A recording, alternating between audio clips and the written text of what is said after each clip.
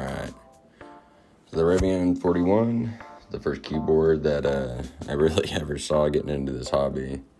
I built several keyboards, designed several keyboards at this point, and had never gotten around to this one, so here we go.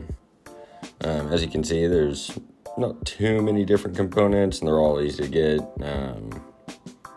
Get a Pro Micro with a USB-C connector, that way it doesn't break off on you. I'll have listed the bill of materials. So here we have the Aco black jelly tactile switches. They have linear switches. They've got a nice feel to them. Here we go, applying the solder paste for the diodes.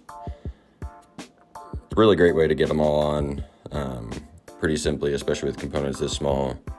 Unfortunately, with hot air, which you'll see later, makes it a little difficult because they want to move around with all that air.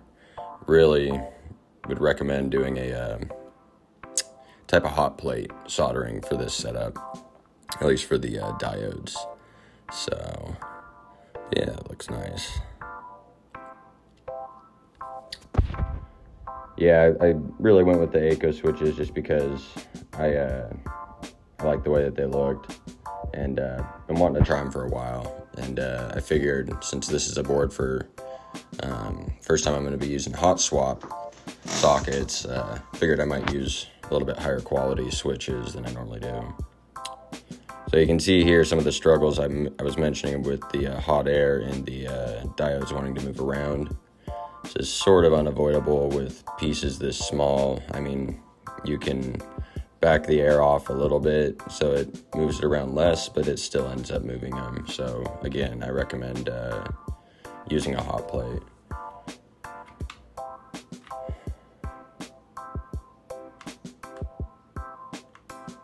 For the really, this is the trickiest part of the build. The rest of it is pretty smooth sailing as far as the soldering of the components go.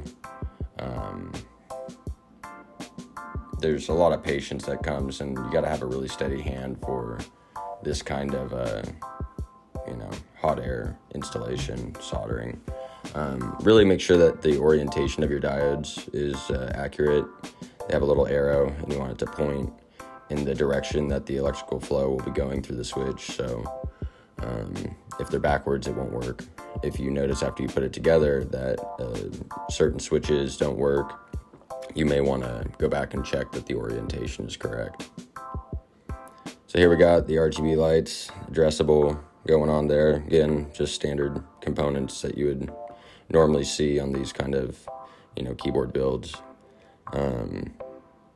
Again, this is actually a first for me as well. I've never used the addressable LEDs before.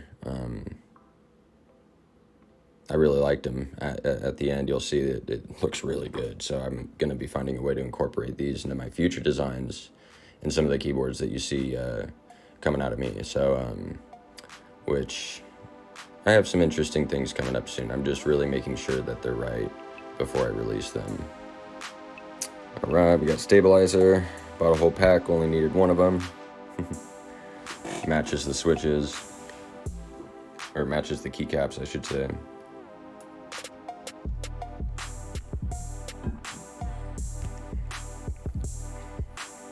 All music in the video done by my friend Curtis Clark, aka Fair Oak Kid, out here in Fair Oaks, California. So here we have the hot swap switches, or hot swap sockets. I don't know, I unfortunately lost the footage for soldering them in, so we just flipped forward to switches in the top plate and set on in. You'll notice too with that Pro Micro, it's currently blue. I personally opted to paint it black just to match everything else, but here we go into the 3D printing. Most of that build electronically is done. And for the printer, I have an Elegoo Mars.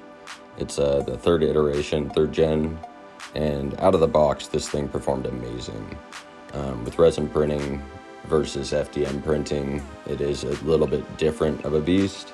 There's considerations you have to take with 3D printing, but man, look how good that looks. with all the extra considerations, I find it worth it when you get end results that look like this. Unfortunately, the printer isn't large enough to accommodate the entirety of the case, so it had to be printed in 2 parts so that it would fit. And then just afterwards, they're put together with that same resin and just a little UV light, a handheld UV light that I have, and I just position them next to each other and essentially glued them together, as you'll see here in just a second.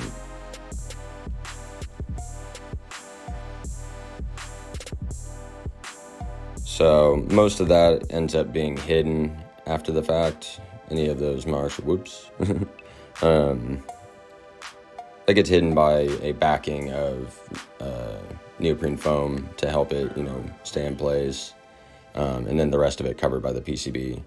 In hindsight, too, I would have liked to give a 5-degree angle tilting from the back, but could do that in another iteration. This is a nice, simple, clean board. You can see there the Pro Micro painted black.